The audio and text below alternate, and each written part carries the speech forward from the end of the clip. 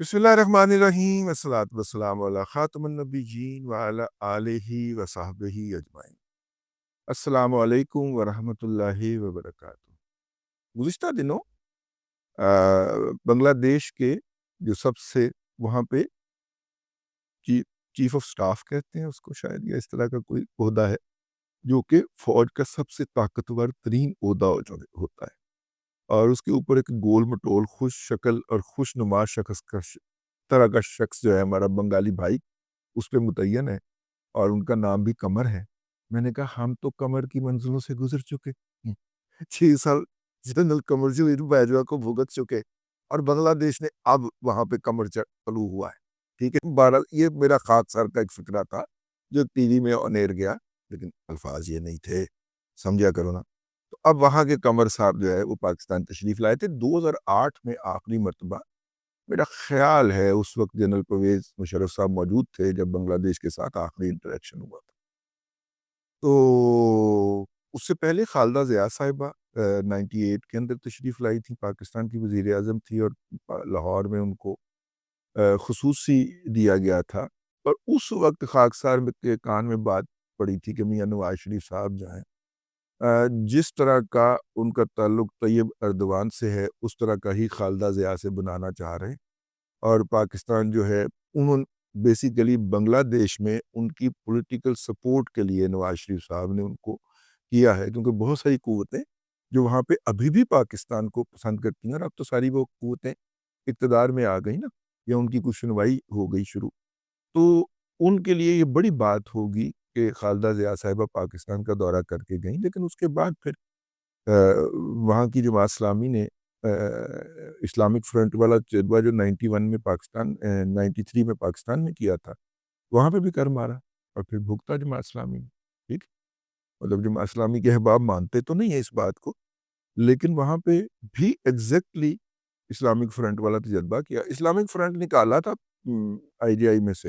اور نواز شریف صاحب 93 کا الیکشن ہار گئے تھے۔ اسی طرح جماعت اسلامی باہر نکل آئی، خالدہ ضیاء صاحب باہر گئیں، اور پھر محترمہ تشریف لے آئیں ہیں، اور انہوں نے پھر رگڑا چاڑا چنگی طرح ٹکا گئے۔ مطلب خیر اس کے بعد بھی کام چلتا رہا، لیکن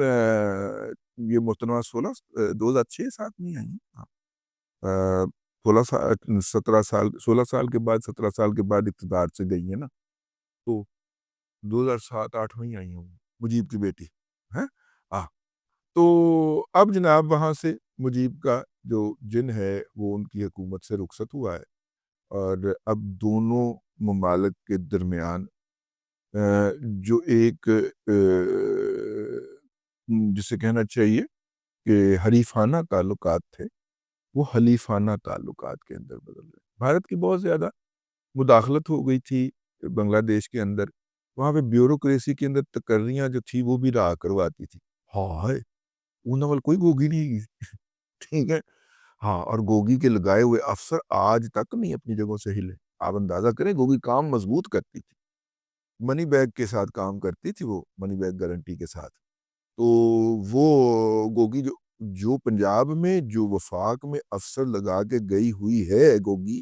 وہ ابھی تک اپنے عہدوں سے ہٹائے نہیں گئے، ہلائے بھی نہیں گئے، اور کسی ان کا تذکرہ کریں تو پی ایم ایل این والے اپنی میٹنگ سے نکال دیتے ہیں کہ بہنیں ہیں تو ادھر رہے گا یہ، ٹھیک ہے، لیکن نہیں، ہمارا یہ آج کا موضوع نہیں ہے۔ تو خیر وہ ملنے آئے، تو اس کے اوپر بہت سارے لوگوں نے باندھے مضامین اپنا، ہمارا چونکہ وہ ایک لاسٹ لو ہے مشرقی پاکستان، تو ہم ذرا اس پہ جذباتی ہو جاتے، تو میں نے اس پہ اعتراض کیا کچھ بولنے سے۔ حافظ عاصم منیر شاہ صاحب کے ساتھ قمر الحسن صاحب کی تصاویر بھی شیئر ہوئیں، ایئر فورس چیف کے ساتھ بھی ہوئیں، وہ جے ایف تھنڈر بھی لینا چاہ رہے ہیں۔ بنیادی طور پہ بنگلہ دیش جو ہے اپنے نظام میں سے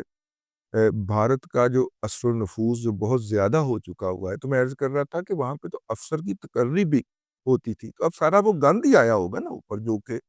را کی منظوری سے یا رشوت سے جن کی تقرریاں ہوئی ہوں گی ان کے سسٹم کے اندر، وہی اوپر آیا ہوگا نا ملائی کے طور پہ، اور وہی اس وقت معاملہ چلا رہے ہوں گے۔ تو لیکن وہاں کا جو اسٹیبلشمنٹ ہے، وہاں کی جو انتظامیہ ہے، وہ چاہتی ہے کہ پاکستان کے ساتھ ہمارے تعلقات ہوں اور ہم بھارت کا جو اثر و رفوز ہے اس میں سے نکالیں۔ اب اس عمل کے اندر بھارت کو جو پڑی ہے وہ یہ ہے کہ 7 سسٹر اس کی ریاستیں ہیں جو بنگلہ دیش سے پرلی طرف پڑتی ہیں، اور وہاں پہ علیحدگی کی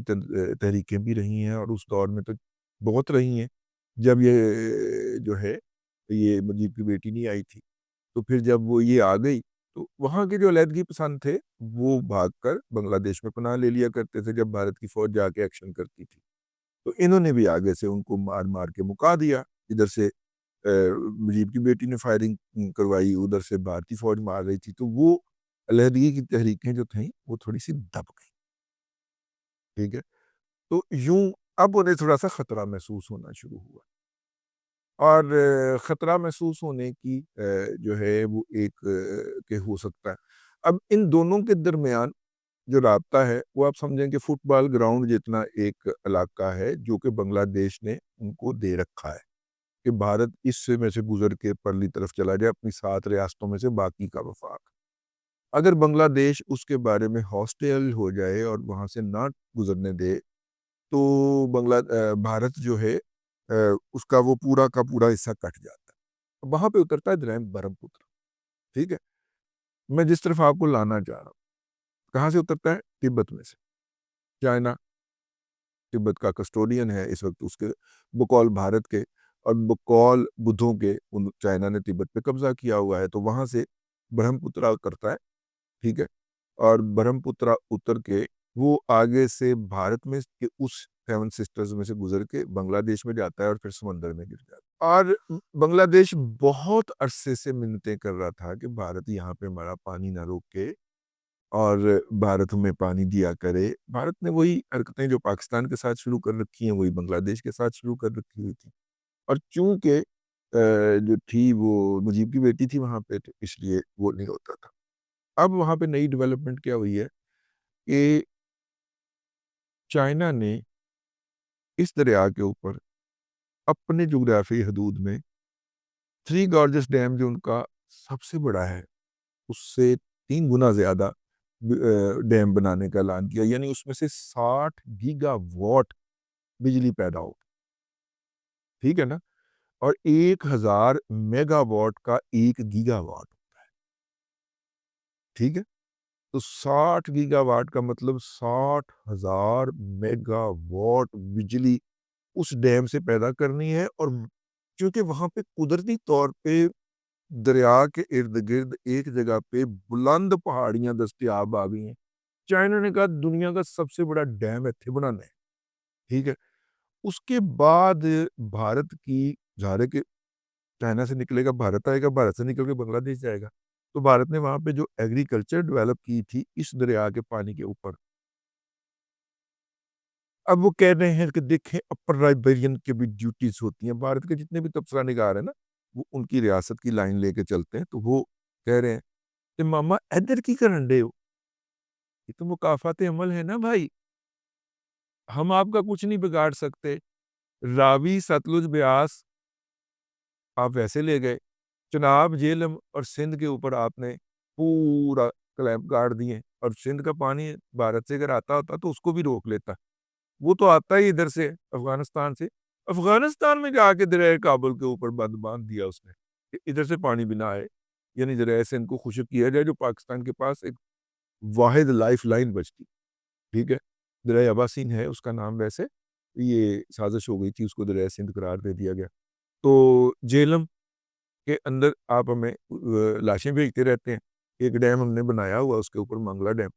اور چناب جو ہے چونکہ اس کے اوپر ہم ڈیم نہیں بنا سکتے تو چناب کے ذریعے آپ سبلاب پھیر کے تباہی پھیرتے رہتے ہیں، اور اب تو چناب کا پانی چوری کر رہے ہیں۔ وہ ایک فقرہ انہوں نے لکھوا لیا تھا Indus water treaty, Indus river water اٹسا، ہے جی، Indus river system authority IRSA, ٹھیک ہے۔ تو وہ جو ایگریمنٹ ہوا تھا اس کے اندر ایک فقرہ لکھا لیا تھا کہ مقامی ضروریات کے لیے پانی،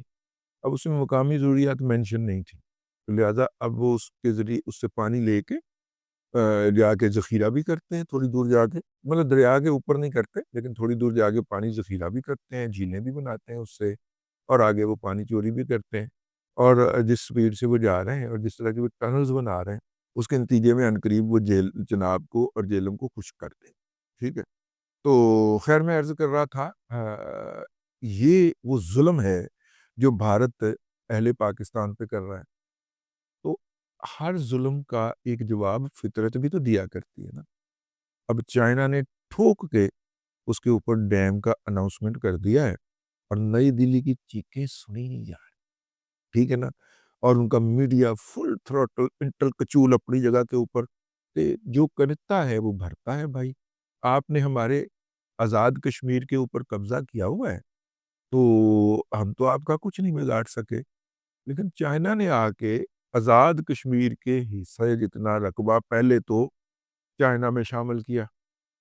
ٹھیک ہے، اور اس کے بعد اس نے آگے بھی 4 کلومیٹر میں آ کے گشت کرنا شروع کر دیا کہ یہ زمین بھی ہماری ہے، کب جا رہے ہیں آپ؟ ایگریمنٹ اس پہ ہوا کہ دونوں فورسز مشترکہ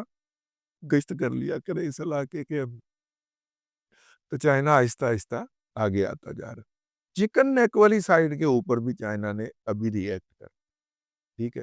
اور ماشا جی کے میرا مطلب ہے کہ سمجھو توتی گندی ہوئی پئی ہے، ٹھیک ہے، لبڑی پئی ہے جنہوں کہنے پنجابی چ۔ تو یہ ایک تھوڑی سی انفارمیشن تھی، میں نے کہا ذرا شغل میں آپ کبھی یہ بھی سن لیا کریں کہ آپ کے ملک کے ساتھ کیا بیت رہا ہے، کہ یوتھ اتنی گنجی نسل ہے، انہوں نے ہمیں کس طرف لگا دیا ہوا ہے کہ ہم کوئی ملکی مفاد کی بات بھی کرنا چاہیں تو ہمیں یہی خطرہ پڑا رہتا ہے کہ آپ نے دیکھنی کوئی راجدہ بھی لازمی ہے تجھے نہیں دیکھنا۔ اس کو شیئر بھی کیجیے گا احباب کے ہاں، اور خاص طور پہ انڈینز کے ہاں جا کے پوسٹ بھی کر کے آئیے گا، ذرا تکلیف پہنچے ان کو۔ اب تک کے لیے اتنا ہی ہے، اگلے ولاگ کے اندر پھر حاضری ہوگی۔ اللہ تبارک و تعالیٰ آپ کو آسانیاں عطا کرے اور آسانیاں خلق خدا میں تقسیم کرنے کی توفیق عطا کرے۔